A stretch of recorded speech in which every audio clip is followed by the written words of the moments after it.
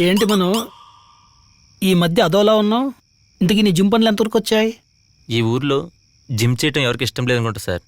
ఎవరు రావట్లేదు. చెప్పానా? ఈ ఊర్లో పొద్దున్న పొలానికి వెళ్తే సాయంత్రం వస్తారు. ఇంకెవరు జిమ్ చేస్తారు? మరేం చేద్దాం అనుకుంటున్నావు? ఇంకొక 4 రోజులు చూస్తాను సార్. ఎవ్వరూ రాకపోతే అప్పుడు ఆలోచిస్తాను. అయినా ఈ జనాలు తింటారు తాగుతారు తప్ప ఆరోగ్యంగా ఉండటానికి జిమ్ మాత్రం చేయరు సార్. అయినా ఈ ఊరు వదిలేయడానికి మనసు అంగీకరించట్లేదు సార్. పాపం మీరు మాత్రం ఎన్ని రోజులు ఉండనిస్తారు? చాలా థ్యాంక్స్ సార్. త్వరలోనే నేను కూడా వేరే ఇల్లు చూసుకుంటాను. వేరే వెళ్ళేందుకు? ఇక్కడ బాలేదా? బాగుంది సార్, కానీ కొన్ని పనులకి ప్రైవసీ ఉండాలి సార్. ఓహో, కూర ఇవే.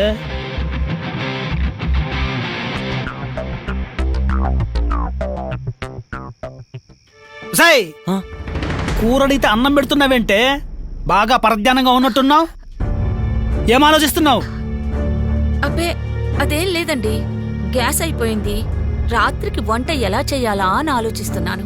అయినా ఎవడికో పాపమని పడుకోవడానికి చాపిస్తే ఏదో అడిగిండంట. దేని గురించి మాట్లాడుతున్నాడు?